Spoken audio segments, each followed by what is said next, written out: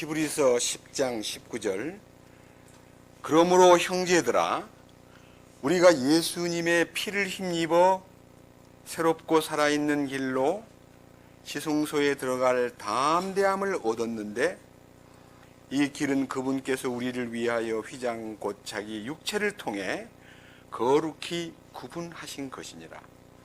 또 하나님의 집을 다스리는 대제사장께서 우리에게 계심으로 우리의 마음이 뿌림을 받아 악한 양심으로부터 벗어났고 우리 몸은 순수한 물로 씻겼으니 우리가 믿음의 충만한 확신 속에서 진실한 마음으로 가까이 다가가자.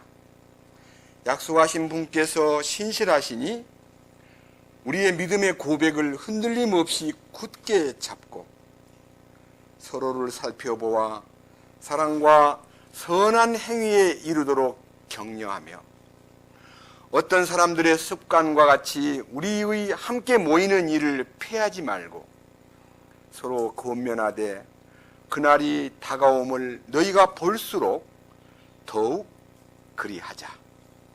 25절까지 말씀을 읽었습니다. 같이 기도드리겠습니다. 오 주님, 저희들을 3박 4일 동안 시간 말씀을 통해서 우리에게 하나님의 신비에 속한 여러 가지 비밀을 열어주시고 말씀을 통해서 눈을 뜨는 자도 있고 말씀을 통해서 간증을 통해서 마음의 충격을 받은 분도 계시고 견딜 수 없어 도움을 요청하여 주님의 그 거룩하심 안으로 들어올 수 있도록 허락받은 형제들도 있습니다. 주님, 오늘 이 시간 이 주님의 부활을 기념하기 위해서 제정한 안식 후 첫날, 저희들이 오랜 역사 속에서 부활을 기념하는 이날, 저희들이 함께 말씀을 나누고 주님이 원하는 영광스러운 지성소의 체험을 통해서 얻은 우리의 남은 일생을 살아가는 동안에 부끄럽지 않게 참으로 떳떳이 주님 부르심 앞에 신부로 단장되기를 원하는 갈망 때문에 오늘은 마지막 말씀을 통해서 주님 우리를 적셔주시옵소서, 우리를 만져주시옵소서, 우리에게 기름을 부어주시옵소서. 말씀을 전하는 자의 입술을 주장하시고 말씀을 듣는 모든 사랑하는 형제와 자매님들에게 듣는 귀와 보는 눈을 열어서 진리와 함께 기뻐하고 진리를 통해서 하나님의 영광을 누릴 수 있도록 이끄시옵소서. 우리 주 예수 그리스도의 이름으로 기도드렸습니다. 아멘.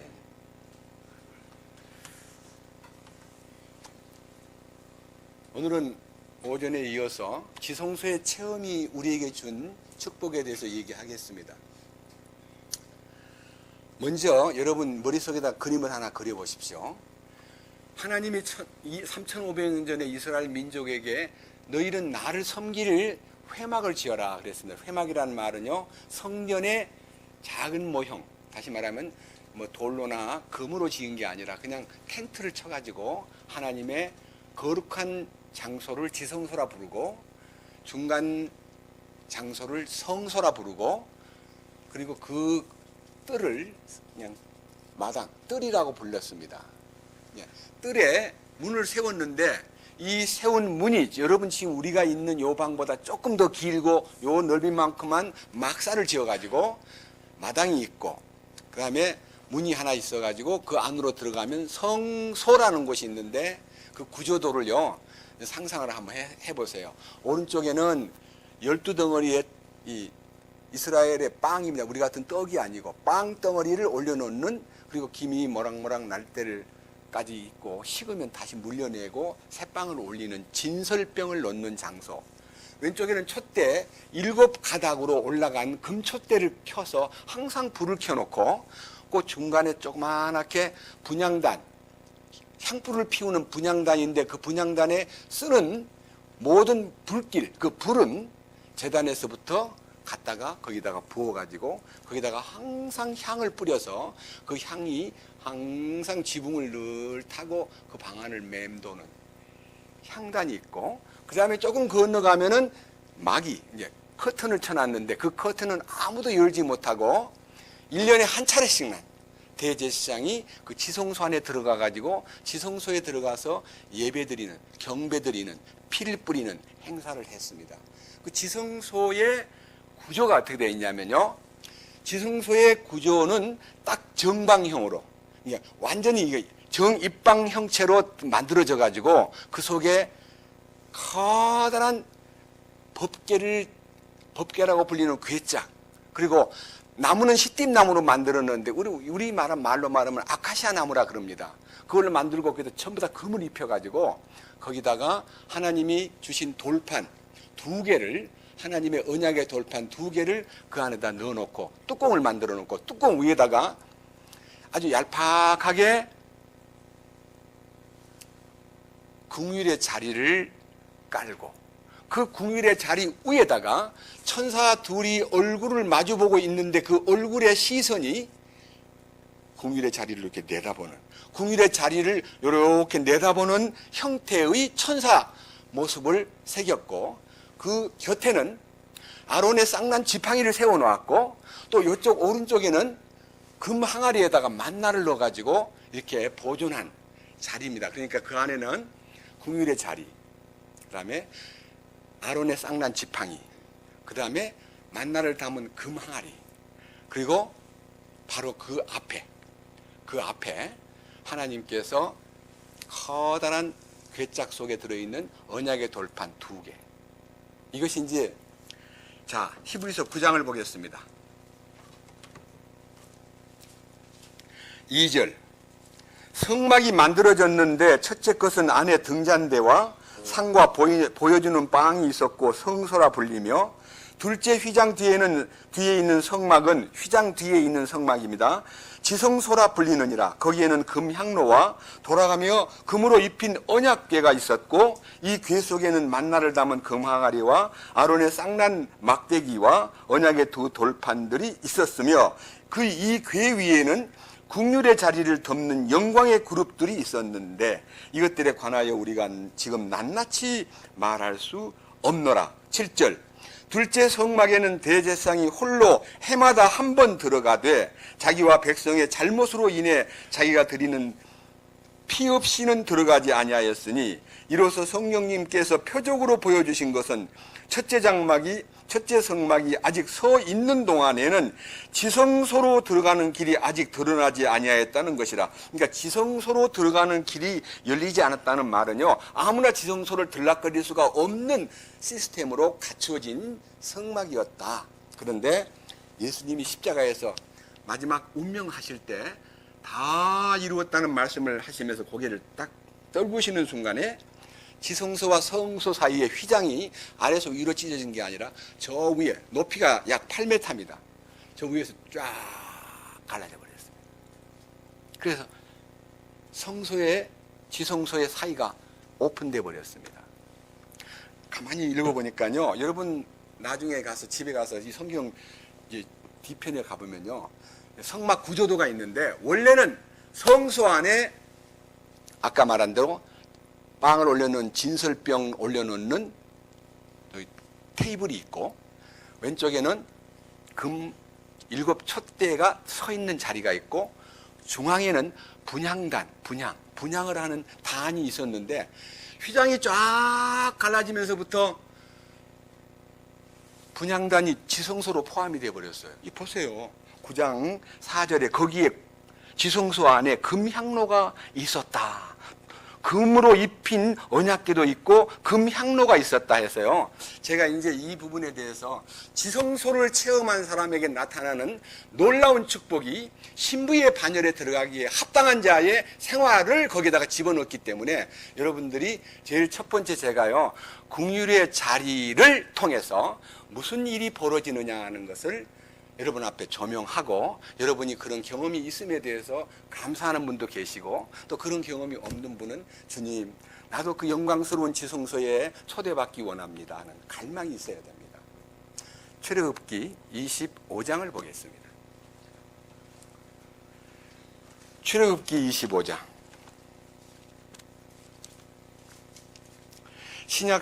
구약 성경 105페이지입니다. 105페이지. 저 앞으로 가면 됩니다. 17절. 너는 순금으로 궁율의 자리를 만들되 그것의 길이가 2규빗 반, 너비가 1규빗 반이 되게 할지니라. 너는 궁율의 자리 양 끝에 금으로 그룹 2개를 만들되 두들겨서 그것들을 만들고 한 그룹은 이쪽 끝에 다른 그룹은 저쪽 끝에 만들지니라. 너희는 궁율의 자리 양 끝에 그것의 그룹들을 만들지니라. 그룹들은 자기 날개들을 높이 펴서 그 날개들로 궁율의 자리를 덮을 것이요. 그것들의 얼굴은 서로 마주보며 그룹들의 얼굴은 궁율의 자리를 향할지니라. 너는 궁율의 자리를 궤 위에 두고 내가 네게 줄 증언을 궤 속에 넣을 것이니라. 거기서 내가 너와 만나고 궁율의 자리 위 곧 증언 궤 위에 있는 두 그룹 사이에서 너와 대화하되 내가 이스라엘 자손을 위해 내게 명령으로 줄 모든 것에 관하여 대화하리라. 여러분, 이 궁율의 자리는요, 대화와 만남의 장소입니다. 여러분 혹시 고속도로 가다가요, 대화의 광장, 만남의 장소를 본 적이 있을 겁니다. 우리 거기 다 쉬면서 차 한잔 마시고 만나고 남들 보고 우리 그 만남의 광장에서 만납시다 하는 그 만남의 광장이 있듯이 하나님이 우리를 당신과 참으로 만나가지고 속삭이고 대화하는 장소를 지성소 안에 있는 궁율의 자리로 삼았다는 거 아닙니까? 여러분들이 과연 주님과 대화가 이루어졌습니까? 주님과의 진정한 만남이 이루어졌습니까? 지성소의 체험은요, 만남과 대화입니다. 그런데 거기에 따라 있는 제일 우뚜껑이 이제 궁율의 자리인데 그 아래에 있는 여러 모습들을 놓고 함께 생각해 보겠습니다. 먼저는요, 아까 우리가 읽었던 히브리서 9장에 뭐라 되어 있습니까? 금향로가 있고 그랬습니다. 이 금향로가 우리에게 시사하는 바가 무엇인가를요, 성경에서 조금 살펴본 다음에 이 금향로가 주는 의미를 말씀해서 한번 조명해 보겠습니다. 레위기 16장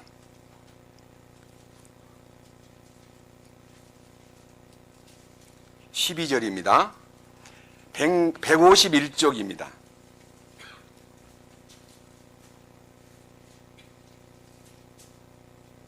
레위기 16장 12절.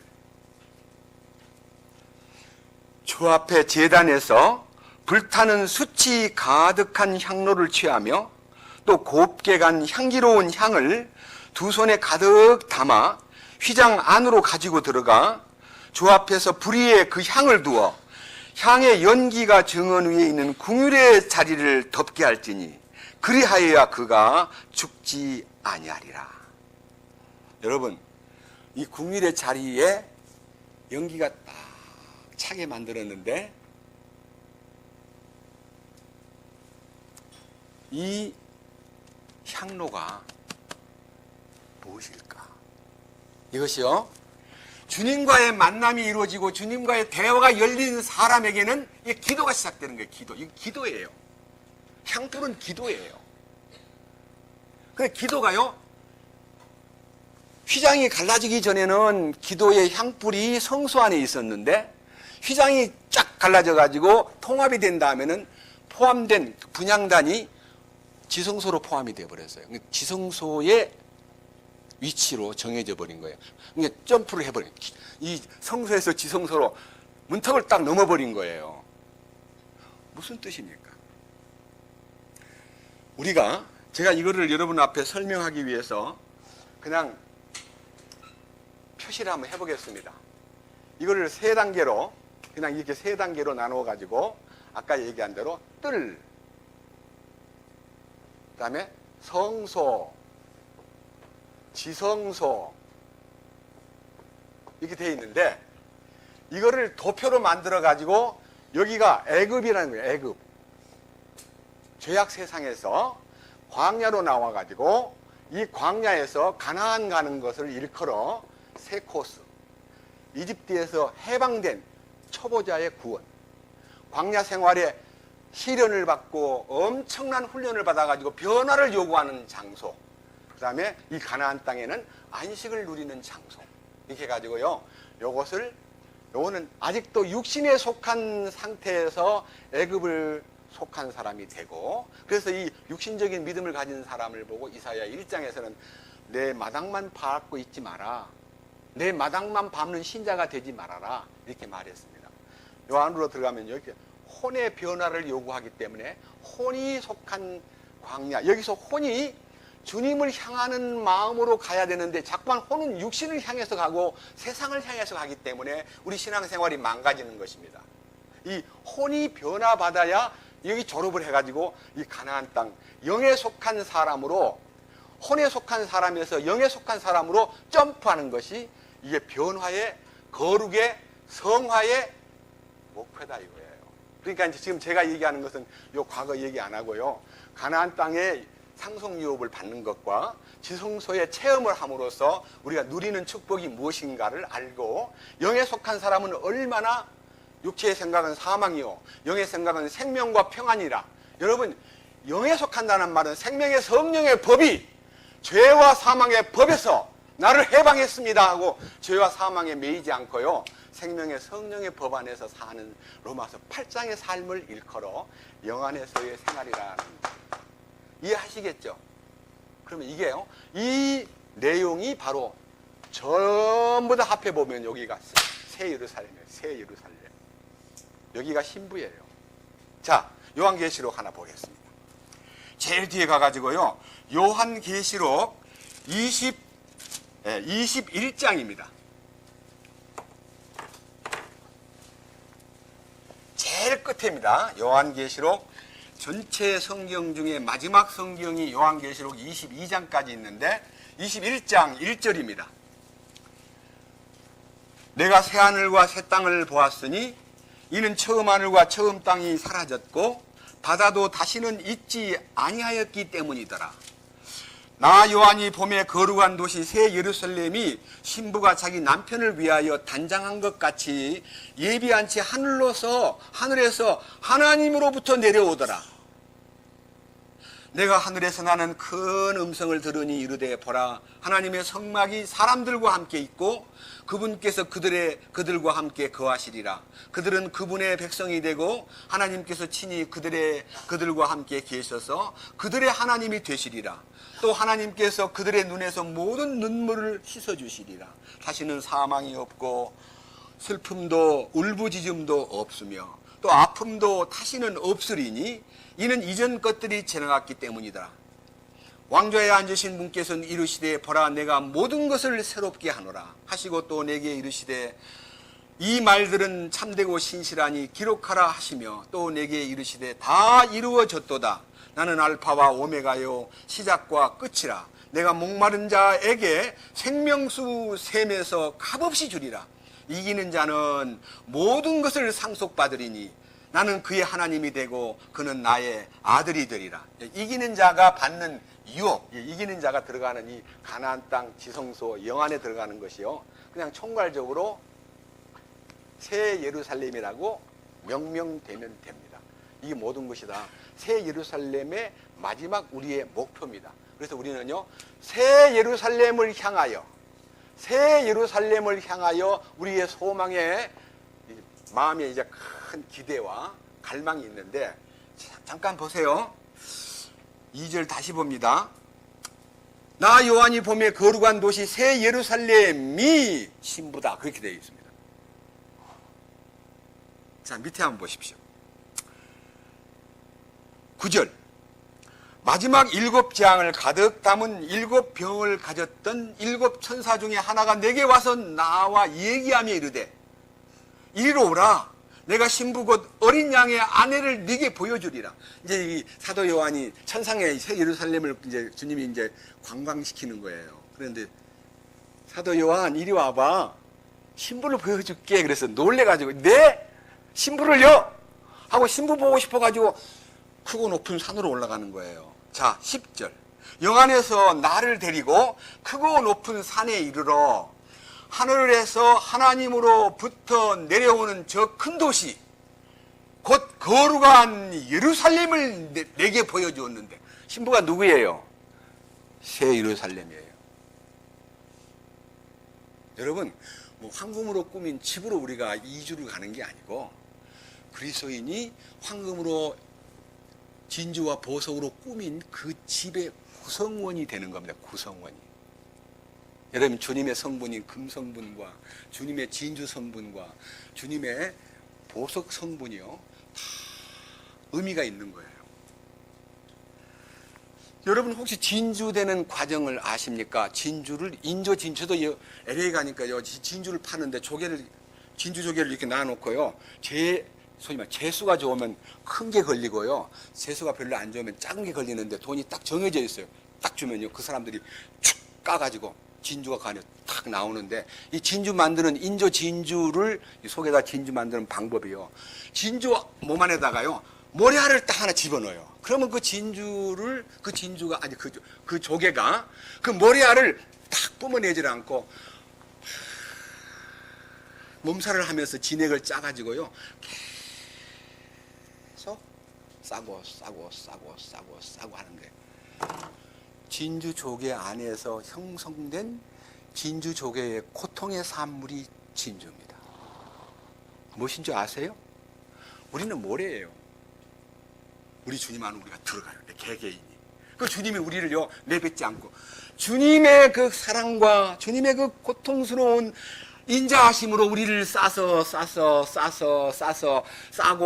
해가지고요, 우리의 남은 일생 동안 주님 품에서 자란 진주가 새 예루살렘에 무엇으로 됩니까? 문으로. 진주 문으로. 문 만드는 재료가 진주입니다. 얼마나 화려한 문입니까? 근데 이런 진주 아닙니다. 바다에서 키운 진주는 커봐야 뭐 탁구공만이 큰 진주를 본 적은 없습니다만은 진주가 별로 크게 작은 사탕알 만큼 그 큰 겁니다. 작은 구슬만한 것은요 별로 우리는 크게 가치 있다고 보지 않습니다. 그러나 주님이 성령 안에서 10년이든 20년이든 30년이든 제대로요 주님 안에만 다 거하면 우리가 진주가 되는 겁니다. 주님이 만드는 거예요. 여러분, 보석은 어떻게 만들어집니까? 보석을 쪼개가지고 분해해보면 전부 탄소 성분입니다. 불이 지나가면은요, 보통 한 100도, 200도 지나가면 그냥 타서 수치돼 버려요. 근데 2000도, 3000도 굉장한 열과 압력을 받으면 그게 팍 즉시 보석이 되는 겁니다. 아니, 보석이 되는 것이 여러분 뭡니까?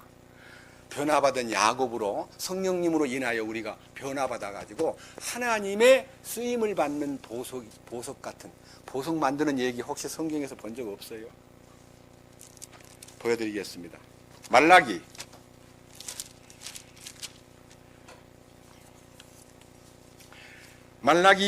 3장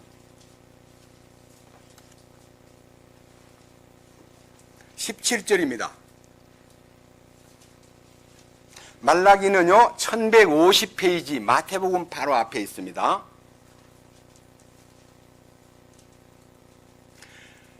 만군의 주가 말하노라.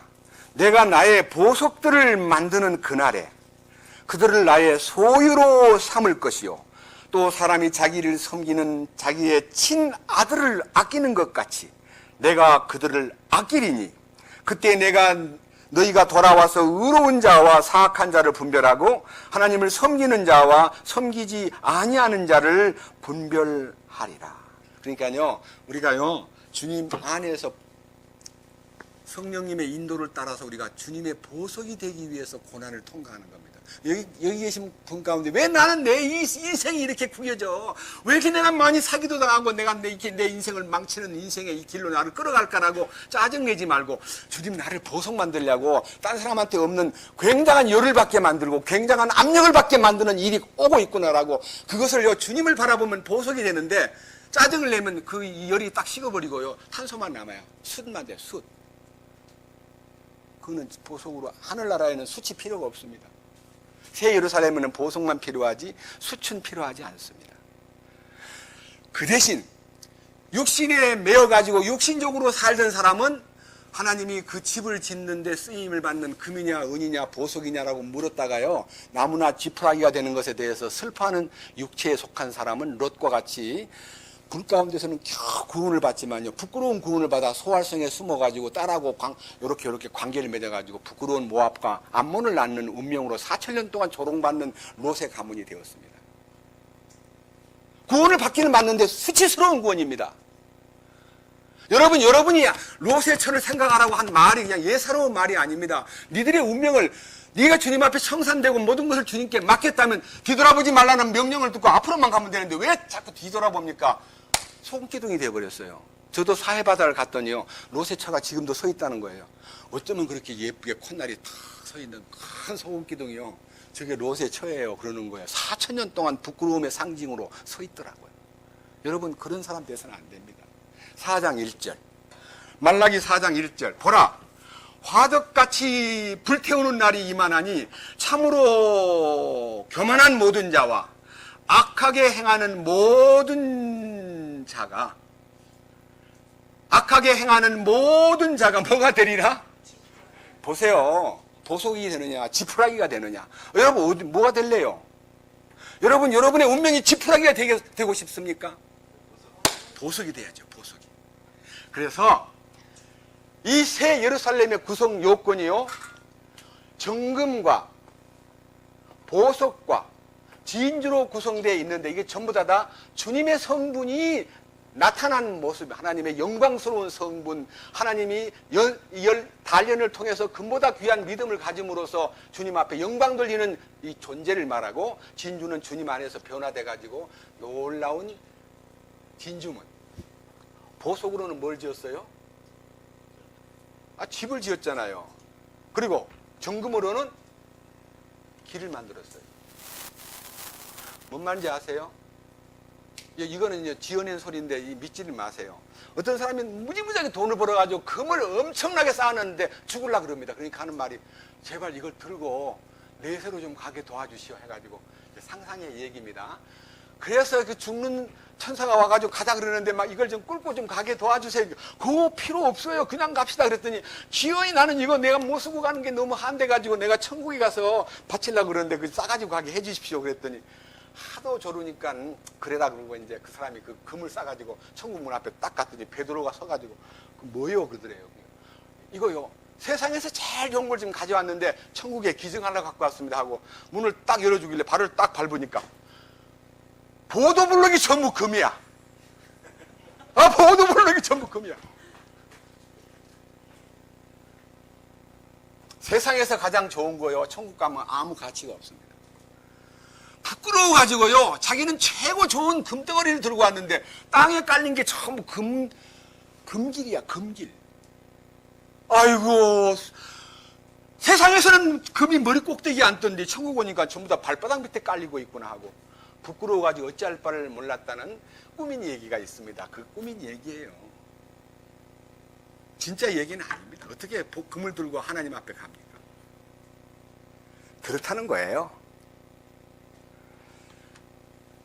이 영광스러운 새 예루살렘의 비전과 지성소의 체험과 영안에서 변화된 사람의 모습과 가나안 땅의 상속 유업을 소유한 사람이 이기는 자의 대열에 선 사람이고 그 사람의 생활에 대한 변화는 첫째, 기도가 바뀌는 기도가.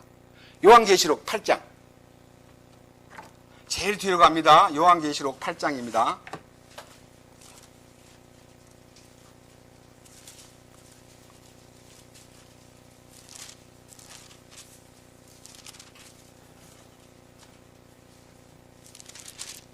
(3절) 또 다른 천사가 금향로를 가진 채 와서 제단 앞에 서고 많은 향을 받았으니 이것은 그가 그 향을 모든 성도들의 기도와 함께 그 왕좌 앞에 있는 금제단 위에 드리려 함이더라. 성도들의 기도와 함께 피어난 향의 연기가 그 천사의 손에서 나와 하나님 앞에서 위로 올라가더라. 향불이 뭡니까? 성도들의 기도입니다. 그러니까 하나님께 올라가는 기도의 내용을 향불로 비유를 했는데 여러분이요, 성소의 기도는 무슨 기도며 지성소의 기도는 무슨 기도인가를 알아야 됩니다. 여러분 지금까지 기도하라 그러면요, 구하라 주실 것이요, 찾으라 얻을 것이요, 문을 두드리라 열릴 것이니, 찾는 이가 찾게 되고 구하는 이가 얻게 되고 두드리는 사람에게 문이 열린다 그랬지. 그러고요, 떡을 달라는데 누가 떡 대신 돌멩이를 주겠느냐, 생선을 달라고 그러는데 어떻게 생선 대신에 뱀을 주겠느냐, 그러면 알을 달라 그러는데 누가 알 대신에 정갈을 주겠느냐, 이렇게 기도를 했습니다. 그러니까 뭐든지 달라는 줄 알고 기도를 하는데, 제가 2004년 이제 가을, 이제 여름부터 겨울까지요, 우리 이영재님이 모이는 매봉의 어떤 모임이에요. 사무실 앞에다가요, 다단계 하는 사장인데 뭐라 써놓은 거니, 주여 저에게 50억을 주시옵소서, 주님 뜻을 따라 복음을 위해서 살겠습니다.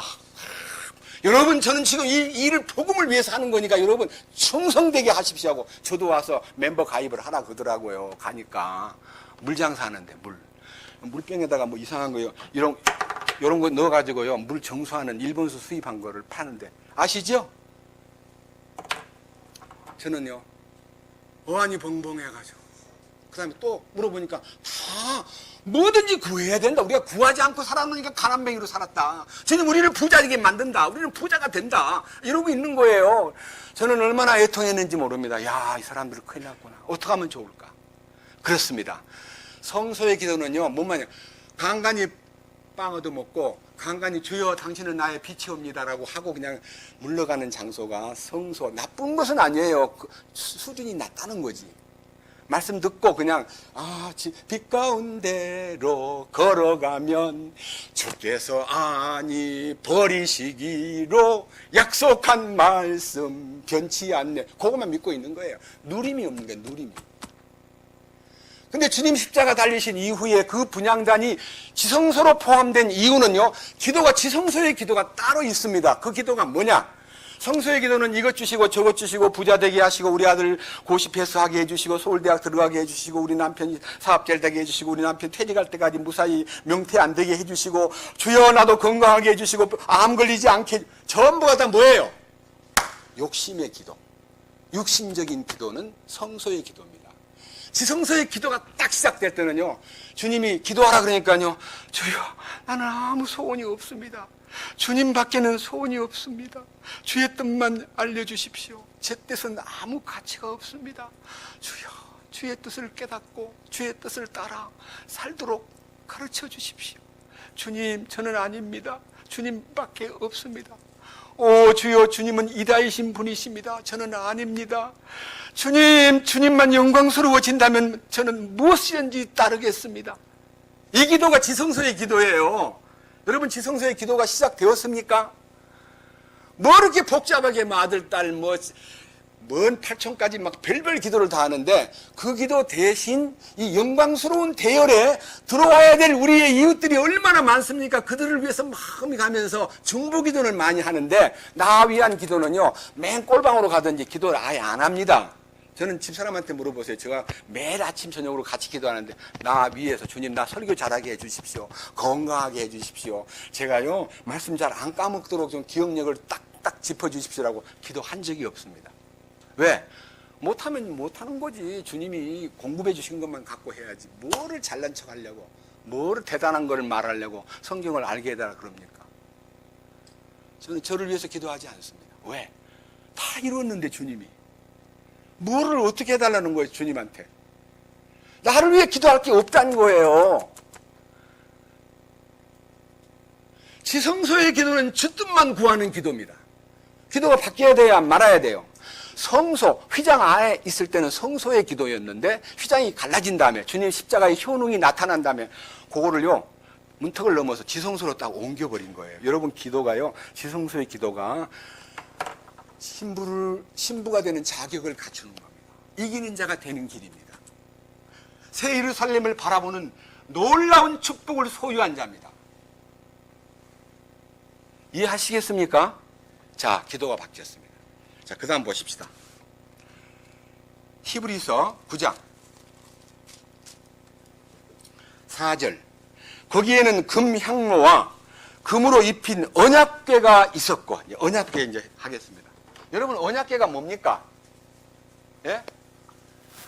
하나님의 언약이 10가지로 구별되어 있는데, 이 언약궤 속에 돌판이 하나가 아니고 2개입니다. 이 돌판 2개가요, 언약궤가 5대5로 되면 참 좋은데 4대6으로 되어 있습니다.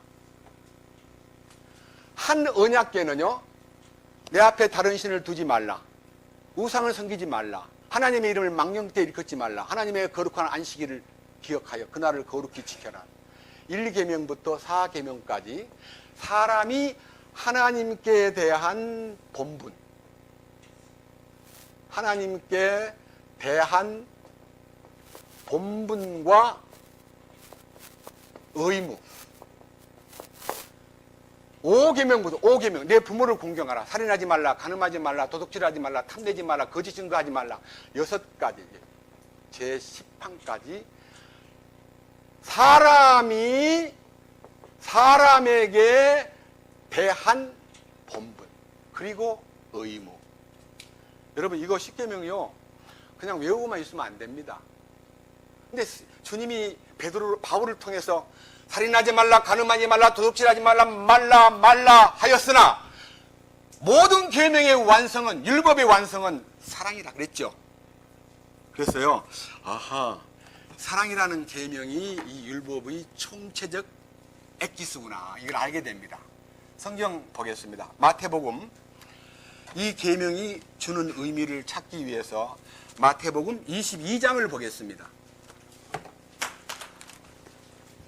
마태복음 22장,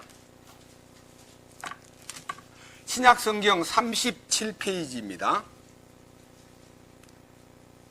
34절인데요. 제목이 가장 큰 명령이라는 제목 안에 한 율법사가 나타나가지고 예수님을 시험하려고 이렇게 말합니다.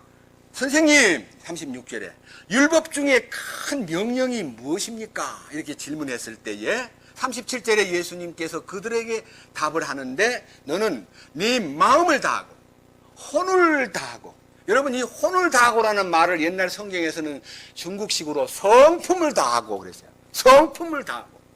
성품은 혼의 일부입니다. 예? 그 성품 참 고약하네. 인간의 성격을 얘기하는 거예요. 성격과 품행을 얘기하는 거예요. 네 마음과 혼을 다하고 생각을 다하여 주 너희 하나님을 사랑하라. 그러니까 하나님 사랑하라고 하는 이 계명이 인간의 본분이요, 인간의 의무예요. 그래서 첫 번째도 하나님을 사랑하라. 두 번째는 뭡니까? 밑에 보십시오. 38절, 이것이 첫째가 하는 큰 명령이요, 둘째 명령은 그거 같은 것이니 너는 내 이웃을 내 자신과 같이 사랑하라 이니라. 모든 율법과 대언자들의 글이 이 두 명령에 매달려 있느니라.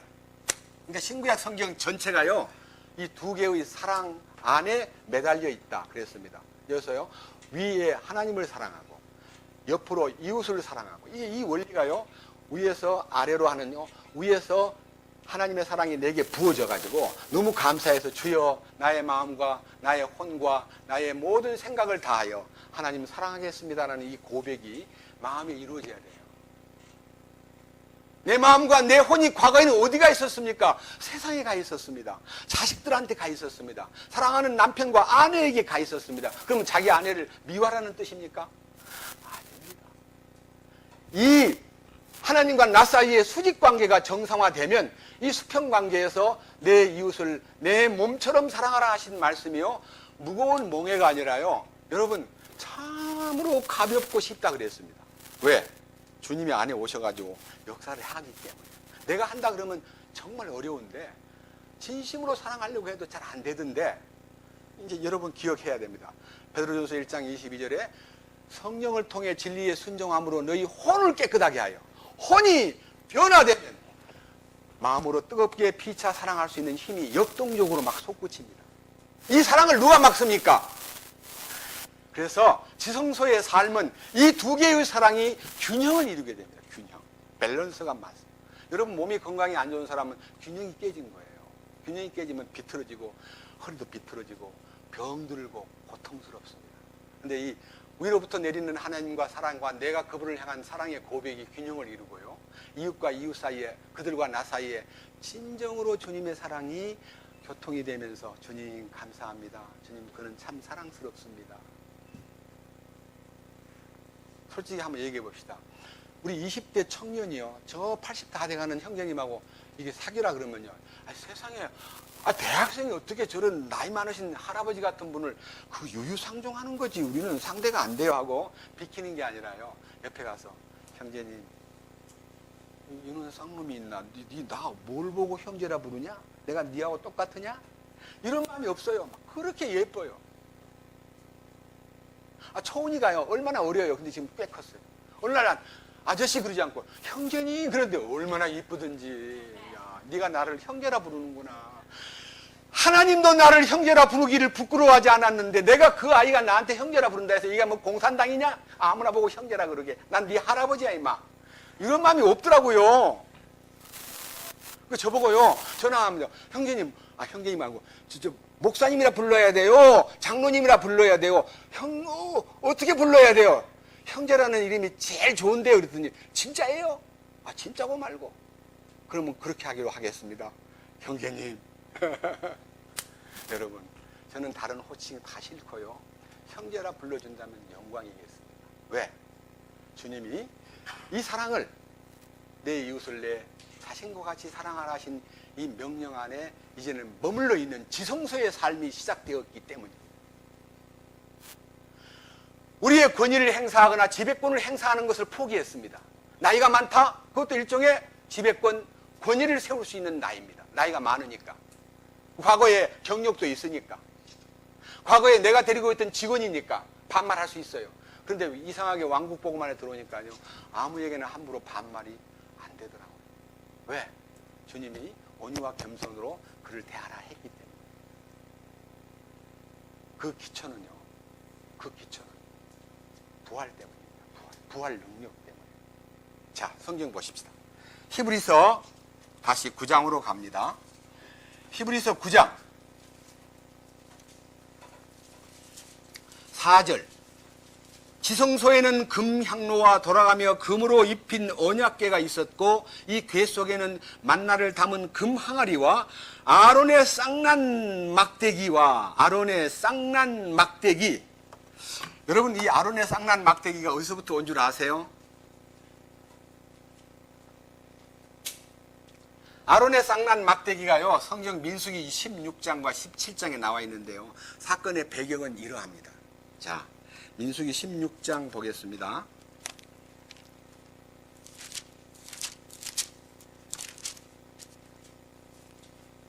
민수기 16장. 이게 너무 기니까요. 다 읽지는 않고 이렇게 말하겠습니다.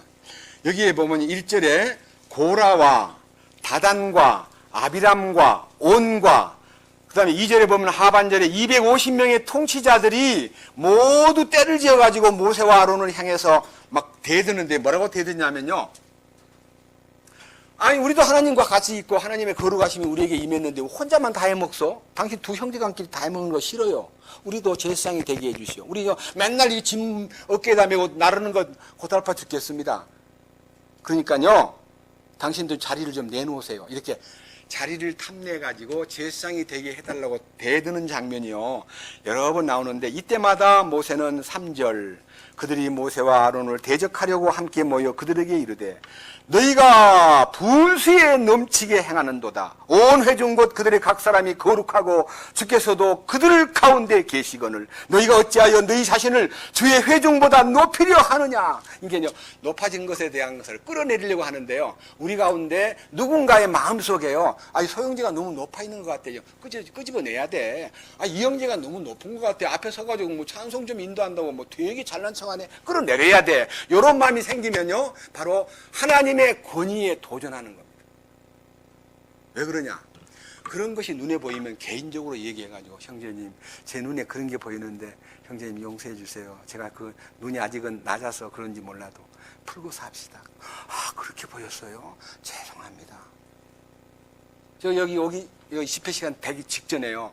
우리 오래된 회사 옛날 우리 직원으로 계셨던 이인숙 자매님이 옛날에 이 말씀 전하는 사람들이나 회사의 중직들이요, 앞장서 가지고 막 성도 섬긴다고 돈 걷어가지고 엄청나게 짜내고 자기들은 너무너무 배고프게요, 석유 냄새 나는 김치를 먹고 지내면서 막 너무너무 괴로웠는데 세월이 지난 다음에 거기 트라우마가 생겨가지고 저 사람도 다 그 위에 사람 중에 하나니까 꼴도 보기 싫다는 생각이 사실 속에 있어요. 저는 이해합니다. 근데 마음에 불만이 있으니까 누구한테 이게 표현을 했는데 안 되겠더라고요. 풀어줘야 될 거예요. 먼저 가가지고, 자매님, 제가 개인적으로 잘못된 게 있으면 용서를 빌게요. 무슨 상처를 입으셨어요? 그랬더니, 아니, 서영재한테 개인적인 상처가 아니고 높은 사람들이 너무나 횡포하고, 지금 격리를 보다 보니까 내부 비밀을 저보다 더 잘 알더라고요. 저는 몰라요. 월급 안 줘놓고 월급 준 것처럼 다 해놓고 월급 돈 빼가지고 따로 비자금 만들고, 퇴직금 안 줘놓고 퇴직금 다 준 것처럼 만들어가지고 그 퇴직금 따로 모아가지고 또 비자금 만든 것을 알아요. 비밀을. 저는 모르는데. 저는 돈을 맡은 적이 없으니까. 그러면서 그런 세상에 그런 나쁜 인간들이 이 교회 안에 있다는 것을 알고는 큰 시험을 받아가지고 그 앓다가 지금 와서 내가 그거 가지고 살면 어떡하나. 바보 같은 생각이야. 그게 20년, 30년 전 얘기인데 내가 뭐 그거 가지고 그렇게 몸살 할 필요가 있냐. 나 말씀 들으러 가겠다고 광주에서요, 막 날라온 거예요. 광주에서 아주 어려운 환경에 있는 자매인데. 그래서 제가 그걸 풀어주기 위해서 용서를 구했습니다. 자매님, 아무것도 아니에요. 용서가 아니고요, 형제님이 그런 위치에 있었으니까 그런 사람들 틈에 우리를 기만한 하나의 리더니까 마음에서 참 볼수록 참 얄밉다, 그런 마음이 들었다는 것을 밝혔습니다. 참 감사합니다. 저는 그런 사람, 제가 모르든 알든 그 앞장서 가지고 많은 사람을 부끄럽게 괴롭게 만든 사람 중에 하나이기 때문에 진정으로 용서를 구합니다. 저는 모르고 했다 할지라도 제가 상선에서 일하던 사람이니까 진정으로 사과드립니다. 공식적으로 우리 이자매님에게도 용서를 구합니다. 자, 그런데 이 일에 대해서, 자, 6절. 너희는 이 일을 행하라. 너희 곧 고라와 그의 온 무리는 254명이 향로를 취하고 내일 주 앞에서 그 안에 불을 담고 그것들 안에 향을 두라. 그때 주께서 택하시는 자는 거룩하게 되리라. 레위 사람들아, 레위 아들들아, 너희가 분수에 넘치게 행하는도다 하고, 이제 이 일에 대해서 제사장 직분을 구하는 데 대해서 안타까운 마음으로요, 하나님 앞에 나와서 너희가 하나님께 드리는 기도가 응답되는지 보여주겠다고 딱 하는데요, 250명이 향불을 들고 하나님 앞에 딱 섰는데 향의 연기가요 그 사람을 태워버렸습니다. 250명이 향불을 들고 왔다가 그 앞에서 다 죽어버렸습니다. 향불은 땅바닥에 던져져 버렸습니다.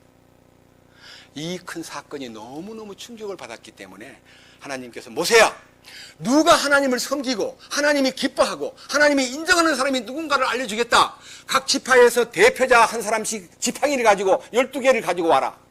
12개를 회막 안에다가 딱 넣어놓고 기다려. 17장입니다. 17장. 다 못 읽으니까요, 이제 이 말씀 그대로를 보여드리겠습니다.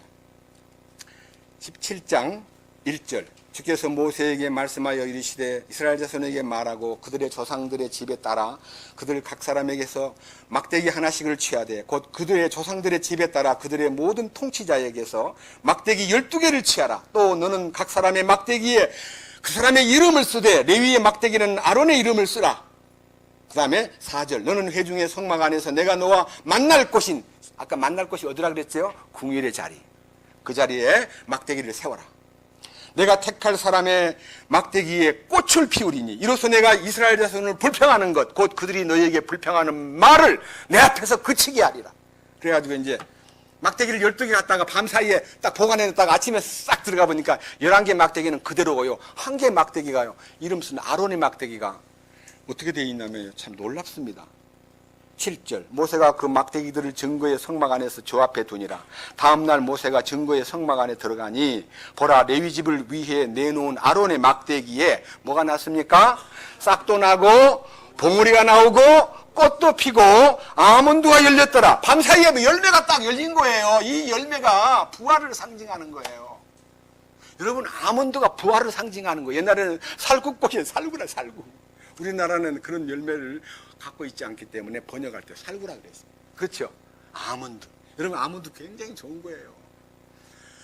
이 아론의 쌍난 지팡이가 무엇을 의미하느냐? 10절 주께서 또 모세에게 이르시되 아론의 막대기는 증언 앞으로 도로 가져다가 간직하여 반역하는 자들을 대적하는 증표가 되게 하며 또 너는 내 앞에서 그들의 불평을 완전히 치우고 이로써 그들이 죽지 않게 할지니라. 모세가 그와 같이 행하되 주께서 자기에게 명령하신 대로 그가 행하였더라. 이스라엘 자손이 모세에게 말하여 이르되 보소서, 우리가 죽나이다. 우리가 망하나이다. 다 망하나이다. 누구든지 주의 성막에 가까이 가는 자는 죽으리니 우리가 죽어서 소멸되어야 하리까. 막 회개가 일어나요. 회개가 250명이 죽고 나니까요. 아론의 쌍난 지팡이는 부활의 능력이 임한 사람만 주님의 일을 시킨다는 겁니다. 여러분, 부활의 능력을 체험하지 않고 주님 일한다고 헤매던 30년 동안의 제 잘못된 목회의 노선이 드러났습니다. 저는 불평도 많이 했습니다. 불평쟁이였으면 은근히 겉으로는 안 해도 속으로. 그러나 2000년 7월달 십자가에 함께 못 박히고 부활 능력에 참여한 날부터는 저는 제게 불평이 일체 없습니다. 왜? 부활 능력이 나의 불평을 잠재웠습니다. 나는 불평이 끝났습니다. 심지어요, 하나님께 불평 안 하는 것만 아니라 가장 가까운 식구들, 우리 사랑하는 아내에게와 자식들에게도 불평 한마디 한 적 없습니다. 왜 안 하냐? 무슨 불평을 해요, 하나님 계시는데. 빌립보서에서 2장 12절 13절 이하의 24절 모든 일을 원망과 시비가 없이 하라 그랬어요. 모든 일을 원망과 시비가 없이 하라. 그러니까 이 원망과 시비가 필요가 없는 거예요. 그것이 지성소에 참여한 사람의 생활의 특징이요, 그것이 여러분에게 실제가 돼야 됩니다. 작은 일이든 큰 일이든 누구와의 관계든 사업상 문제든 간에 불평하면 안 됩니다. 왜 안 됩니까? 성령이 계시는데 무슨 불평을 해요? 이게 지성소 생활이고 신부 단장의 길입니다. 예? 천하없는 일도. 아니, 심지어는 정치하는 사람, 여자가 대통령 되놓으니까 나라가 이 모양이야. 아이고, 다음부터는 절대 안 찍을래. 나는 모르고 찍었는데 내 손가락이 참, 영도다리 밑에다가 둥둥 떠 있는 손가락이 있다 그러는데요. 여러분, 그런 식으로 막 정치인 내리까고 뭐 야당 기질이 많고 딴 사람부터는 그 사람이 꽤 아주 지인같이 보이고요, 똑똑한 사람같이 보여도 그런데 가담하면 안 됩니다. 불평하지 마세요. 오히려 그들을 위해서 기도하세요. 주님, 이 나라가 안정되게 돼야 이 복음이 전파될 수 있습니다. 도와주십시오. 주님, 저 김정은이가 못되게 자꾸 뭐 핵무기를 어쩌고 뭐 청와대를 부숴버린다 그러고 하니까 서울을 불바다 만든다 그러니까 그 장난 못 치도록 좀 막아주시기를 원합니다. 주님, 잘 막아주실 줄 믿습니다. 그 정도만 하면 됩니다. 우리 사드가 우리를 보호하는 거 아닙니다. 사드 들어오고 안 들어오고 하는 문제를 논하라는 말이 아니고 그런 무기가 우리를 보호하는 거 아닙니다. 그 다음 히브리서 9장 보겠습니다.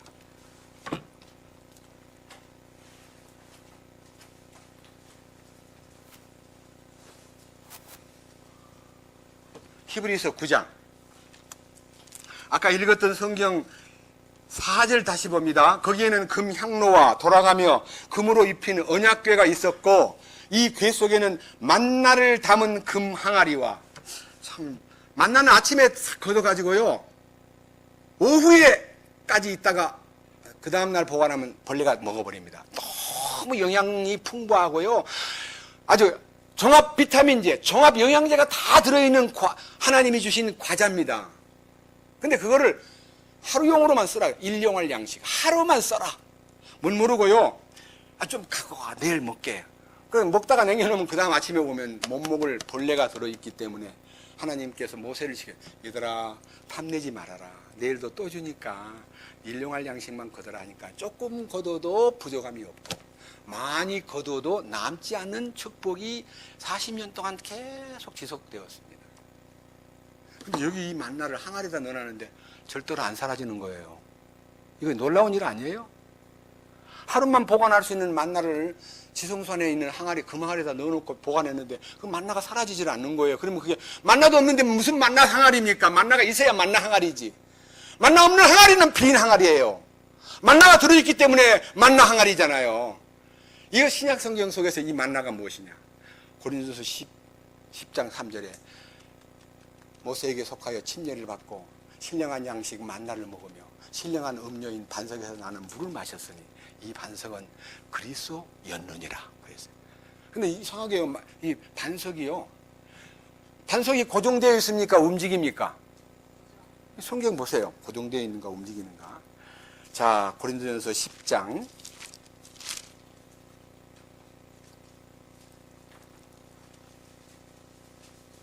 3절. 고린도전서 10장 3절.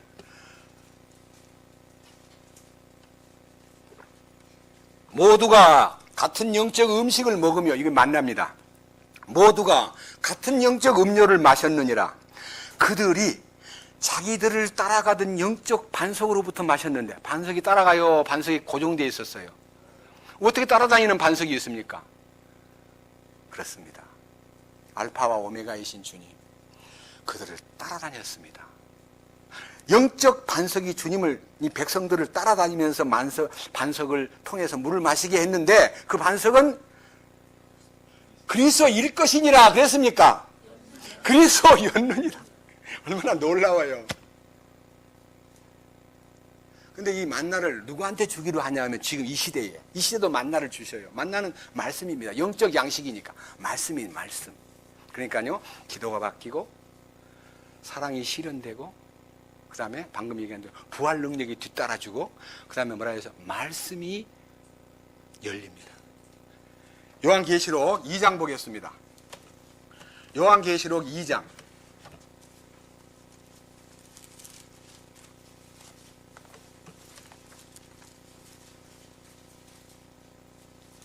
17절입니다.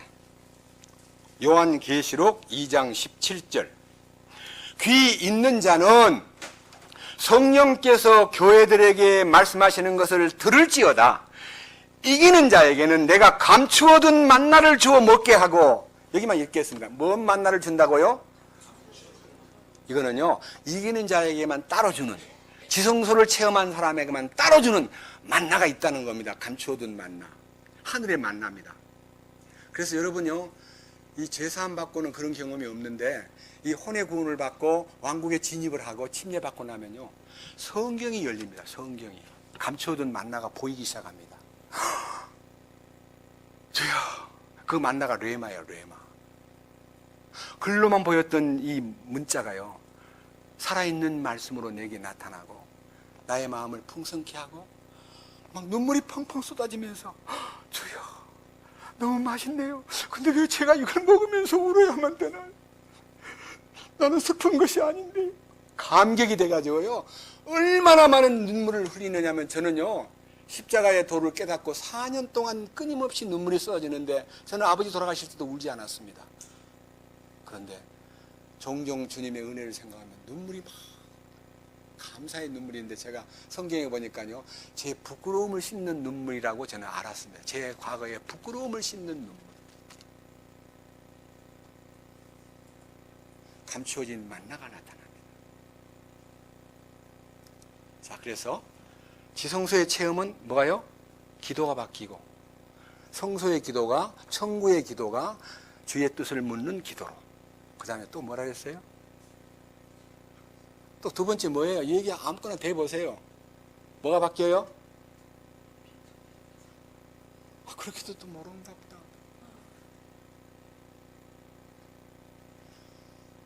변화가 오는 거예요. 만나의 경험만 아니라 부활 능력이 나타나고, 하나님의 사랑에 대한 감동과 뜨거운 사랑이 생활 가운데 나타나고, 그리고 모든 일에서 주님이 주시는 그 거룩한 실제 가운데서요, 사랑의 실현과 기도가 바뀌고 말씀이 공급되고 부활 능력이 나타나고 긍휼의 자리에서 주님 만난 경험 때문에 다른 사람을 긍휼히 보는 마음이 생깁니다.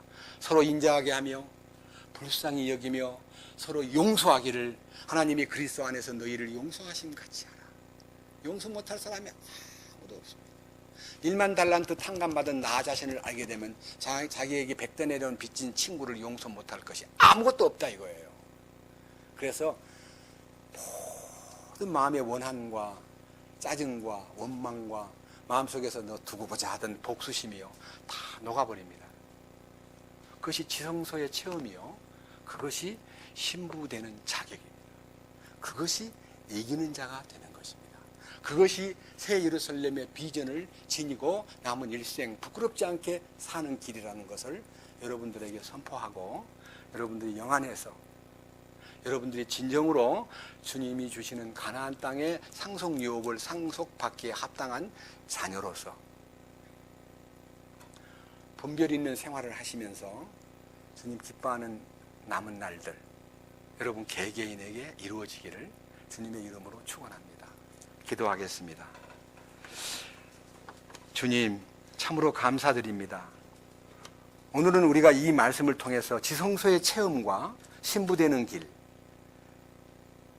우리로 하여금 지성소를 통해서 그 비품이 긍휼을 힘입어 주님과 만나고 대화가 시작되며 그 속에서 기도가 이루어질 때에 지성소의 기도가 나타나고, 뿐만 아니라 부활 능력에 힘입어 우리 모든 주님을 향한 충성심과 헌신이 부활 생명이 공급해주는 뜻을 따라 움직이게 되고, 말씀이 주어짐으로써 감추인 만나가 내 삶 속에 공급이 되고, 그리고 사랑의 뜨거운 실현이 이루어질 뿐만 아니라 모든 우리 주변에 있는 환경과 모든 복잡한 어떤 사탄의 공격도 두려워하지 않고 넉넉히 이길 수 있는 힘을 공급해 주시는 주님의 약속과 그 축복을 감사드립니다. 우리가 새 예루살렘의 비전을 보고 함께 손잡고 영광스러운 이 전진하는 항해에 우리가 함께 주님이 준비한 그 배를 타고 이 험한 세파를 헤치고 소원의 항구에 도착할 때까지 저희들을 이끄시옵소서. 공급자 되시며 우리를 풍성케 하시는 주 예수 그리스도의 이름으로 기도드렸습니다. 아멘.